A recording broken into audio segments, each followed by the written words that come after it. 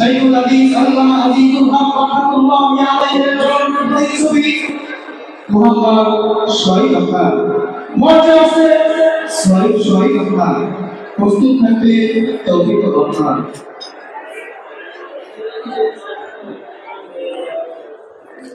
السلام عليكم ورحمة الله وبركاته. بسمه سبحانه وسعدانا والصلاة والسلام على جل المسجد والمكان.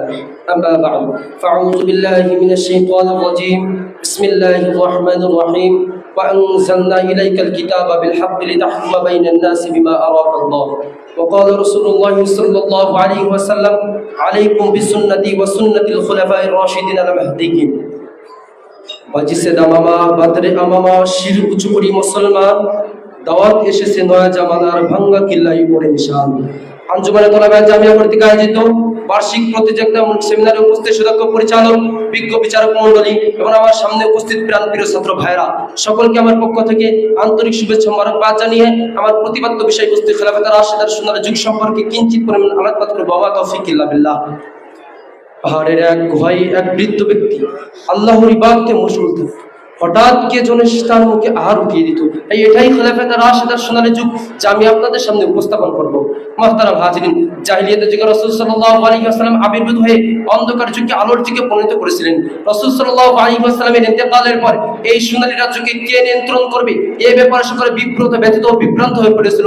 ঠিক সেই মুহূর্তে যারা দায়িত্ব গ্রহণ করলেন তারা ছিল শাসক নন, তারা ছিল দর্শন, দায়িত্ব, আমানত, তাকওয়া অটুট প্রতি ব্যক্তি, যারা দুনিয়ার সর্বোত্তম মডেল নবীজি রেখে যাওয়া পথকে অনুসরণ করে দুনিয়াতে আলো ছড়িয়েছে, অন্ধকারকে ঠেলে দূরে সরিয়ে দিয়েছে, সত্য দয়া সুবিচারের মাধ্যমে এক ইতিহাস তৈরি করে গেছেন। হযরত আবু বকর রাদিয়াল্লাহু আনহু, ওমর, উসমান, আলী রাদিয়াল্লাহু তাআলা আনহু ক্রমান্বয়ে চার বিশিষ্ট সাহাবী যে সোনালী যুগকে তৈরি করে গেছেন, সেটাকেই বলা হয় খেলাফা রাশিদার সোনালী যুগ। মুহতারাম হাজিরিন, তাদের রেখে যাওয়া সেই সোনালী যুগ শুধু ইতিহাস নাই, বরং সেটাই আদর্শ। এজন্য রাসূল করিম সাল্লাল্লাহু আলাইহি ওয়াসাল্লাম হাদিস শরীফের মধ্যে ইরশাদ করেন, আলাইকুম বিসুন্নতি ওয়া সুন্নাতিল খুলাফায়ে রাশিদিন আল মাহদিয়িন তামাসসাকু বিহা ওয়া আদু আলাইহা বিন নওয়াজিজ। মুহতারাম হাজিরিন, চার খলিফার প্রথম খলিফা হলেন হযরত আবু বকর রাদিয়াল্লাহু তাআলা। তিনি ছিলেন দৃঢ়তা ও সত্যের প্রতীক। তিনি বলেছিলেন, শক্তিশালীর হাতে নয়, সত্যের হাতে থাকবে রাষ্ট্রের ক্ষমতা।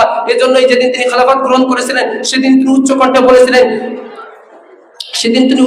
বলেছিলেন, দুর্বলরা আমার কাছে শক্তিশালী, যতক্ষণ না তাদের হক আদায় করে দিই, আর শক্তিশালীরা আমার কাছে দুর্বল, যতক্ষণ না তাদের থেকে হককে ছিনিয়ে নিই। যখন কিছু গোত্র যাকাত দিতে অস্বীকার করলো, তখন তিনি দায়িত্বহীন কণ্ঠে বলেছিলেন, যার জমিনে তার হাটে তারও বিধান মেনে চলতে হবে। তার এই ধরনের কিছু পদক্ষেপ গ্রহণ করার কারণে সেই কালীন লোকেরা একটি সোনালী যুগ উপহার পেয়েছিল। মুহতারাম হাজিরিন, দ্বিতীয় খলিফা হলেন হযরত ওমর রাদিয়াল্লাহু তাআলা আনহু। তিনি ছিলেন ন্যায় বিচার বিশ্ব মহাকাব্য, ওমর ইবনে খাত্তাব এমন শাসক যার নাম ন্যায় সেটা পৃথিবীর প্রতিটা ভাষায় উচ্চারণ করা হয়, যিনি সাহসিকতার প্রেক্ষিতে ইসলামকে প্রচার প্রসার করেছেন। আল্লাহ তাআলা তিনার ব্যাপারে সূরা নিসার 105 নম্বর আয়াতে ইরশাদ করেন, ওয়া আনজালনা ইলাইকাল কিতাবা বিল হাক্কি লিতাহকুমা বাইনান নাসি বিমা আরাকাল্লাহ।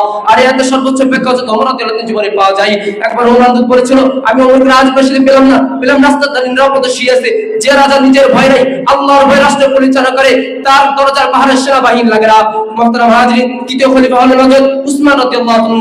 যিনি ছিলেন লজ্জাশীল কুরআনী খিদমত দয়ার প্রতীক, যিনি কুরআনকে এক মুসাফে সংকলন করে সমস্ত মুসলিম উম্মাহকে এক উপহার রেখে গেছেন, যার জন্য আজ বিশ্বের এক প্রান্ত থেকে অন্য প্রান্ত পর্যন্ত একই কুরআন, একই আয়াত, একই শব্দ।